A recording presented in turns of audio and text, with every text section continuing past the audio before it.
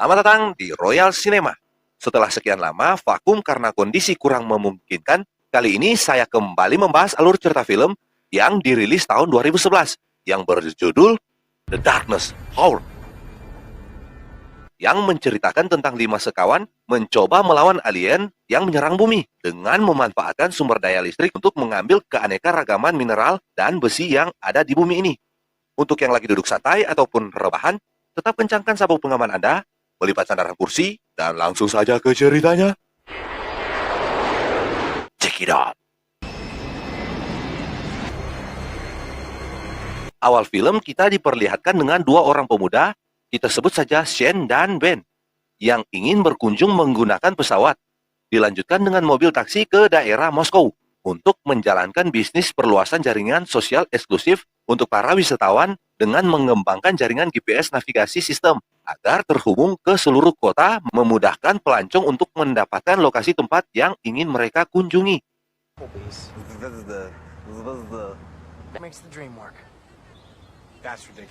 Setibanya di lokasi pertemuan, ternyata seorang rekan dari kantor perusahaan pengembang jaringan GPS navigasi miliknya, kita sebut saja Skyler, sedang mempresentasikan hasil kerja dari Ben yang dia dapati dari Ben setelah Ben mengirimkan lewat email. Yang dikira Ben dia sendiri yang akan datang mempresentasi, tetapi Skyler berkhianat dengan mendahuluinya untuk presentasi. Oh, Skyler, why are you doing this? Business. It's criminal. It's amazing. Amazing, but are we lost? Pada malam hari, di lokasi berbeda, terlihat 2 orang pelancong wanita yang berlibur ke Moskow sembari menikmati keindahan kota, kita sebut saja Annie dan Natalie. Mereka berkunjung ke salah satu pub ternama dan paling terkenal di kota tersebut, bernama Zvezda. Di lokasi tersebut terlihat pula Ben dan Shane terlihat galau karena pengkhianatan teman sekerja yaitu Skyler di scene sebelumnya. Mereka mencoba membahas tentang tuntutan yang akan mereka layangkan kepada Skyler. Tetapi Ben menolak untuk memperpanjang masalah dengan Skyler. Malahan menurutnya ini malam yang tepat untuk menikmati keindahan kota Moskow. Like delusionally optimistic all the time. Son, pizza kiosk. Full on kiosk. Tiba-tiba terlihat wanita cantik yang mendapat perhatian dari Shane, yang ingin memilikinya, tetapi sayang itu sudah milik dari Skyler. Seriously? Mereka pun langsung mendapatkan respon Skyler dan langsung mengunjungi mereka untuk menghina dengan kata-kata kotor.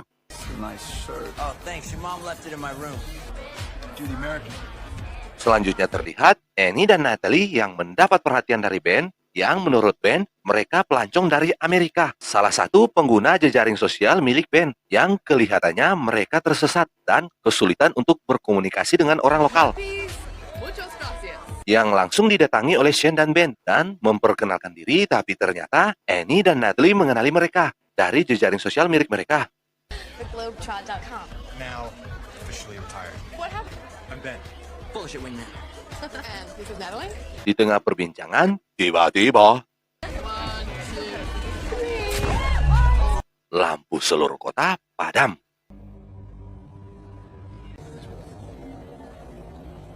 Terlihat aurora yang nampak indah menyelimuti langit malam, dilanjutkan dengan bintang-bintang jatuh yang langsung berubah bentuk, turun menghidupkan sirene milik polisi.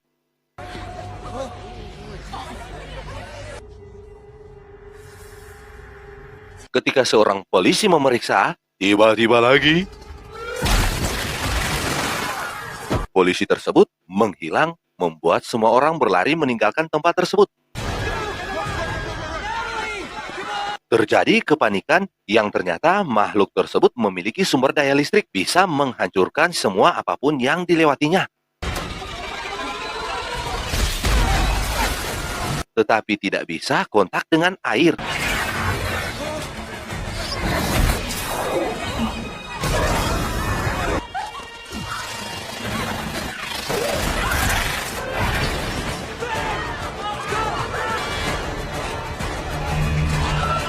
Ben, Shane, Annie, Natalie, serta Skyler mampu bersembunyi sembari mendengar teriakan korban-korban yang dihabisi makhluk tersebut.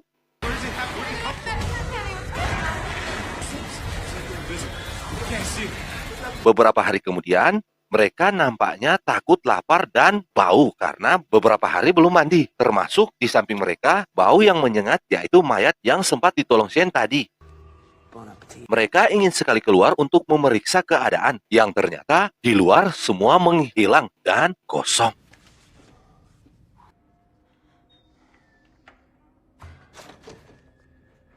Hey, we should go to the Swedish. Mereka pun segera mengumpulkan beberapa persediaan makanan dan alat seadanya untuk mencari pertolongan yang oleh Skyler, kedutaan besarlah adalah tempat yang aman saat They're itu. gone, like, gone? Dengan persediaan yang seadanya, mereka pun menuju lokasi dengan hanya mengandalkan map Dora the Explorer. There has to be more people out there. Terlihat kota yang kosong tanpa satu orang pun ataupun polisi yang berjaga.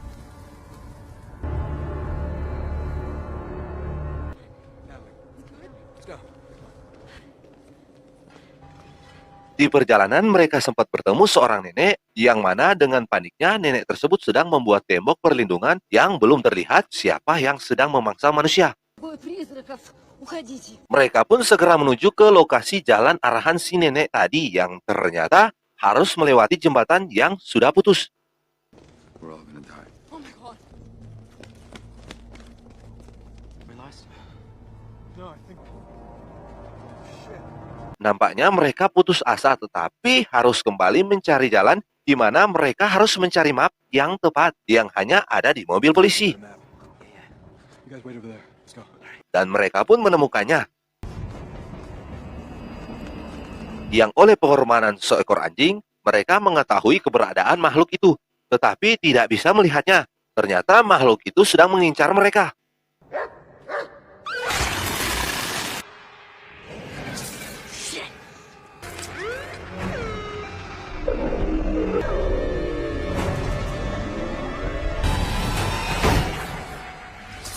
Setelah bahaya yang mengintai pergi, mereka langsung melanjutkan perjalanan dan bertemu kembali dengan Skyler, Annie, dan Natalie yang berada di daerah pertokoan.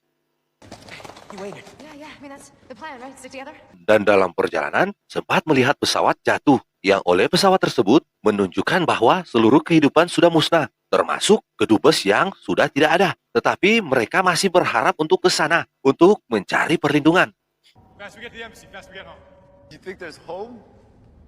It doesn't even matter anymore, don't you understand? The rest of the night. We should go outside when it's dark. Singkat waktu, malam pun tiba. Terlihat mereka sedang memikirkan cara untuk menuju ke lokasi yang nampaknya tidak ada harapan lagi. Tetapi untuk sesaat, Shen mencoba untuk mencuri pakaian untuk mereka kenakan. Dikarenakan malam itu malam yang dingin, Natalie pun mengikutinya. Sementara memilih pakaian, tiba-tiba makhluk tersebut muncul dan mulai meneror. Shen yang terpojok harus berpura-pura menjadi patung di balik kaca.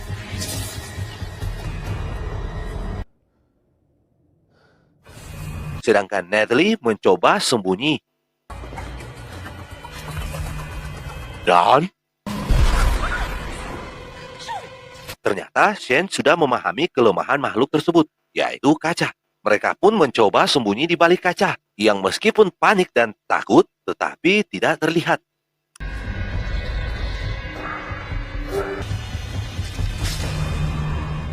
Shen dan Natalie langsung menceritakan kelemahan makhluk tersebut dan mereka langsung bergegas menuju ke kedubes.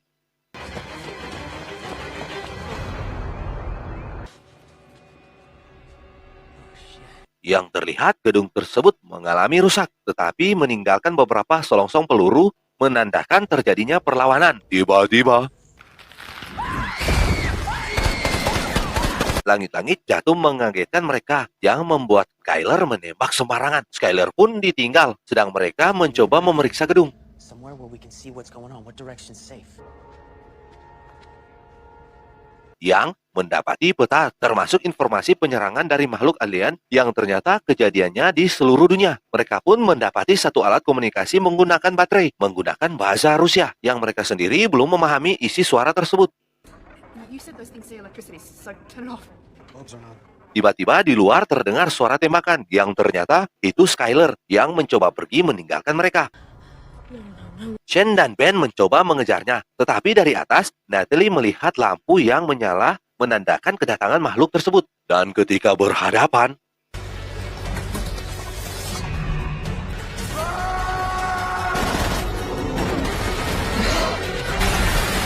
Skyler dihabisi. Mereka pun langsung berlari dan melihat lampu di atas gedung yang tinggi, menandakan masih ada yang selamat. The sun's about to come up. No way. Karena fajar akan tiba, terjadi perdebatan antara Shen dan Ben yang karena ini kesempatan terakhir mereka, mereka pun memaksakan diri menuju ke sana.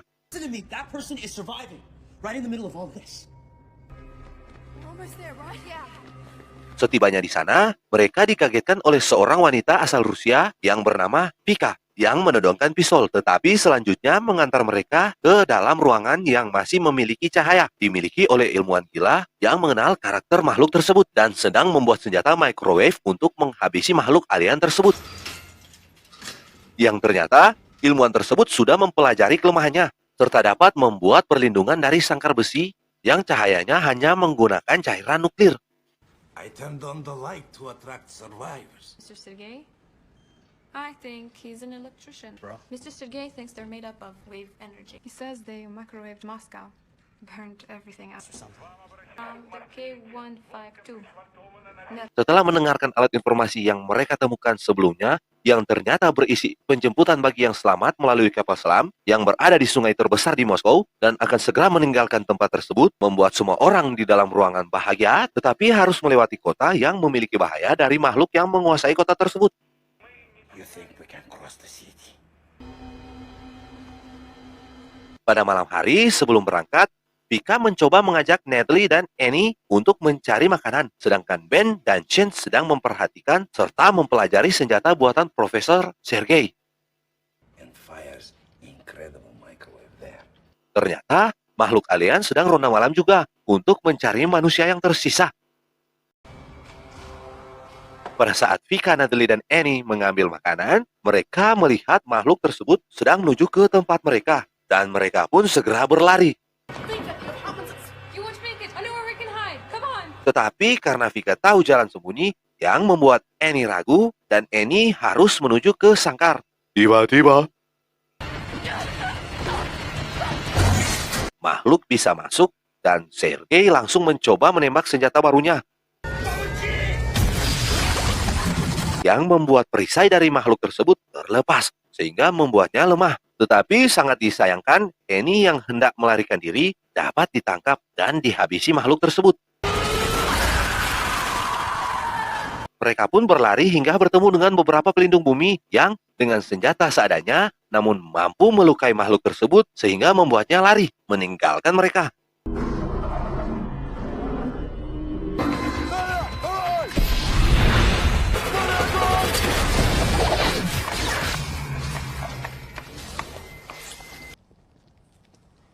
Thank you. What is this? But we can only wound them. Yeah, but their armor cracks. Selanjutnya mereka menuju ke peradaban yang tersisa. Di tempat tersebut, mereka dipimpin oleh Boris. You can stay here as long as you need. Mereka ditawarkan untuk tinggal di tempat tersebut, tetapi Ben dan Shen bersikeras hanya akan pergi menuju ke kapal selam yang sudah disediakan oleh Angkatan Laut Rusia untuk pergi bergabung dengan Angkatan Laut Amerika untuk melakukan perlawanan terhadap alien yang menyerang bumi. Here, overrun. Dan Boris bersama rekan-rekannya siap untuk mengantar mereka mengikuti jalur bekas rel kereta. Di perjalanan, mereka sempat melihat tempat itu mencurigakan, dan Sasha langsung melempar bola lampu untuk memeriksa, yang ternyata terlihat makhluk tersebut sedang mengincar mereka. Vika yang panik hampir kena cengkraman makhluk tersebut.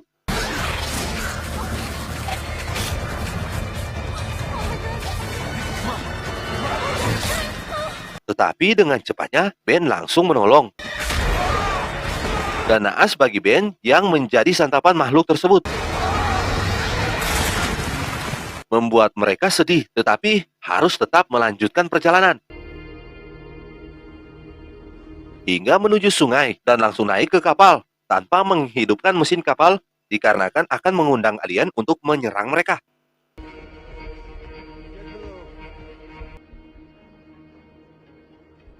Dengan membiarkan kapal berlayar hanya mengikuti arus sungai, mereka saling menguatkan hingga tiba di mana kapal itu berhenti sendiri karena terhalang sesuatu yang ternyata juga makhluk alien sedang mengambil sumber daya bumi berupa besi dan mineral lainnya sebagai kekuatan sekaligus untuk memusnahkan bumi.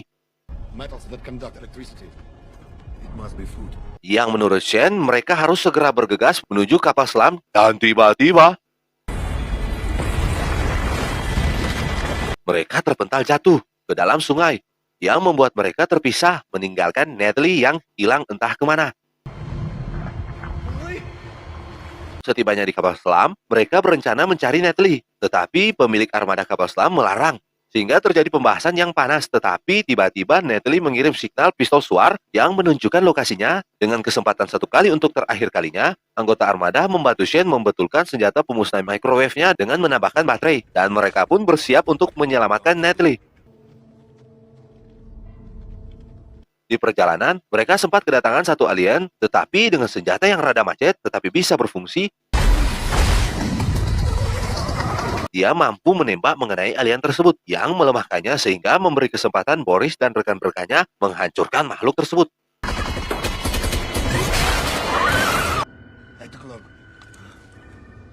Tiba-tiba mereka mengatur strategi dengan mengaliri air untuk menjebak makhluk tersebut, memberi kesempatan Shen menyelamatkan Natalie.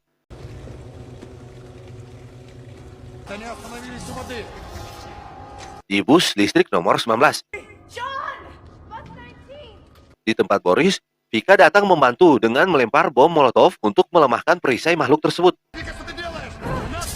Dengan cepatnya, Boris dan rekan-rekan menghancurkan makhluk tersebut. Kembali ke Shen yang bisa menemukan Natalie, tiba-tiba makhluk sudah berada di dalam mobil dan langsung menggerakkan menjalankan mobil, membuat Natalie dan Shen kewalahan menghadapi makhluk kasat mata yang menarik Natalie, tetapi dengan teknik menunduk, Shen mampu menembaknya, melemahkan perisainya. Dan ketika alien mulai mendekatinya, dia yang teringat isi dalam tasnya pernah dia masukkan bekas kulit tubuh alien tersebut, dan karena di situ tidak ada senjata, mau tidak mau bekas kulit tersebutlah yang dia lempar sebagai senjata. Dan boom! Meledak, menghentikan bus listrik. Dan musuh pun kalah sesaat. Mereka pun bertemu dan menuju ke kapal selam, meninggalkan Boris untuk membiarkan mereka melakukan perlawanan. Shen, Natalie, dan Vika berada di kapal selam untuk melakukan perjalanan menuju ke markas gabungan militer. Dan film pun tamat. Ending yang membahagiakan.